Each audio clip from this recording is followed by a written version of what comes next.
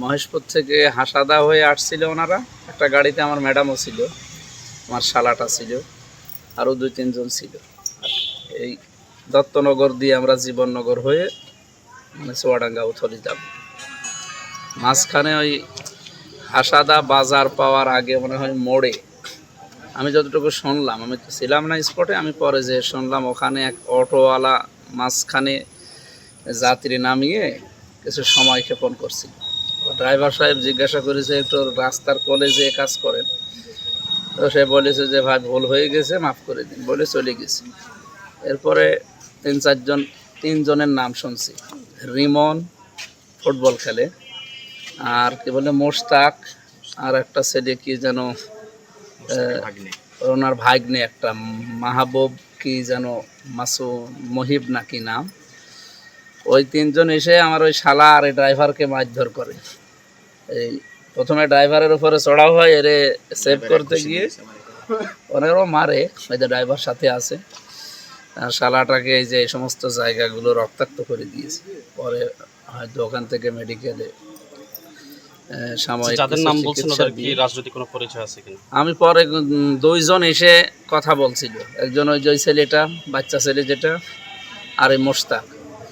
ওরা রাজনৈতিকভাবে মোশতাকের ওখানে দোকানদারদের কাছে শুনলাম উনি নাকি আওয়ামী লীগ করতো, এখন যুবলীগের কি পদধারী ছিল। আর ওই ছেলেটা ওনার ভাগ্না, আর যেটা ওই রিমন ওইটার আমি চিনি না, ওইটা ফুটবল খেলে শুনি।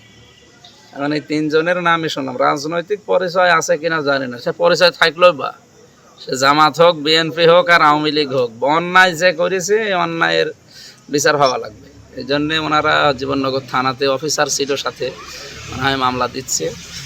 মামলার পরে আইনি প্রক্রিয়া অপরাধ করে তারা ওইগুলোই হবে। ওই অপরাধ যদি এভাবে ছাড় দেওয়া হয়, হ্যাঁ মাফ চাচ্ছে, মাফ চেয়ে মাফ করে দিল, কালকে যদি আবার আরেকজনকে মারে। এমনিতে ওই জায়গাটার ওই স্পটটা নিয়ে একটা ঝামেলা আছে। কি ধরনের ঝামেলা বলতে ওখানে ওরকম ঘটনা ঘটে মাঝে মাঝে, আর ওরাই ঘটায়। এভাবে ছাড় দিয়ে দিয়ে তো শেষে দেখা যাচ্ছে যে এই থানা পুলিশও বিপদে পড়ে যাবে, পেপার পত্রিকা হলে উপরে চলে যাবে, আর এক ঝামেলা না। আর পাশাপাশি আমার ম্যাডাম রয়েছে গাড়িতে, পরিচয় দিয়েছে যে আমি কুষ্টিয়া সদরের এমপির ওয়াইফ, আর ওখানে আমাদের সংসদ সদস্যদের লোগো লাগানো আছে গাড়ির উপরে। এরপর আমার নাম লেখা আছে, মুফতি আমির হামজা সংসদ সদস্য কুষ্টিয়া 3 লেখা আছে। এটা দেখার পরও এভাবে চড়া হয়ে আরো কিছু গালিগালাজ করেছে, অকথ্য ভাষায় গালি। অভিযোগ কি করা হয়েছে? বললাম অভিযোগ কি করা হয়েছে?